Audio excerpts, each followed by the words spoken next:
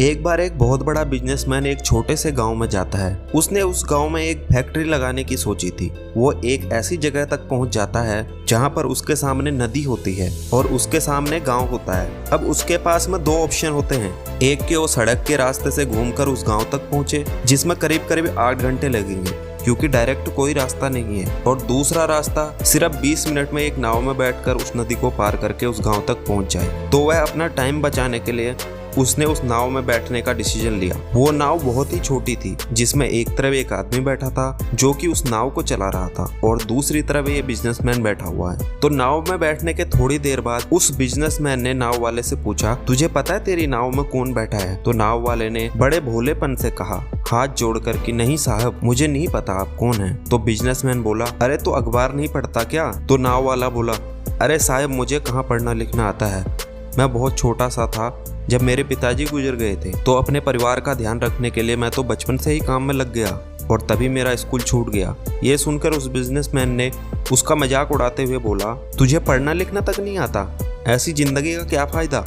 ये सुनकर उस नाव वाले को बहुत बुरा लगा, लेकिन उसने कुछ नहीं कहा। थोड़ी देर बाद वो बिजनेसमैन उस नाव वाले से बोला, अभी कुछ दिन बाद ये जो सामने की जमीन देख रहा है, यहाँ पर मेरी एक बहुत बड़ी फैक्ट्री होगी जहाँ पर हमारे ब्रांड की मिनरल वाटर की बोतल्स बनेंगी। इस नाव वाले को बात समझ नहीं आई। उसने कहा, क्या बनेगा साहब? तो बिजनेसमैन थोड़ा सा इरिटेट होकर बोला कि हमारे यहाँ पर पानी की बोतल बनेंगी, जितनी गांव में नहीं बिकेंगे लेकिन शहरों में बहुत बिकती हैं।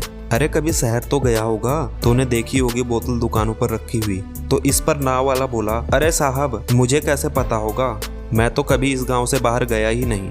इस पर बिजनेसमैन उसके ऊपर हंसते हुए बोला, तू कभी इस गांव के बाहर तक नहीं गया? तुझे पता ही नहीं है कि शहर क्या होता है? अरे ऐसी जिंदगी का क्या फायदा?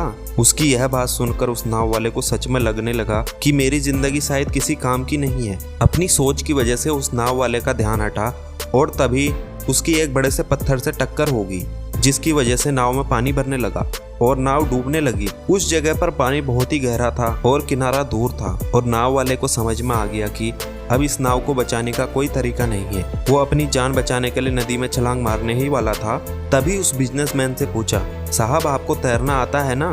तो बिजनेसमैन ने घबरा कर बोला, ऐसा क्यों पूछ रहे हो, मुझे तैरना नहीं आता। उसकी यह बात सुनकर नाव वाले को हंसी आ जाती है और वो बोला, अरे साहब, आपको तैरना नहीं आता, ऐसी जिंदगी का क्या फायदा? यह सुनकर उस बिजनेसमैन को अपनी गलती का एहसास हुआ और वो हाथ जोड़कर उस नाव वाले से बोला, तुम जो कहोगे मैं तुम्हें दूंगा, बस मेरी जान बचा लो। तब उस नाव वाले ने बोला, अरे साहब, आप घबराओ नहीं, मुझे सिर्फ तैरना नहीं आता, मुझे डूबते हुए लोगों को बचाना भी आता है। आप मुझे कस के पकड़ लो, मैं आपको कुछ नहीं होने दूंगा।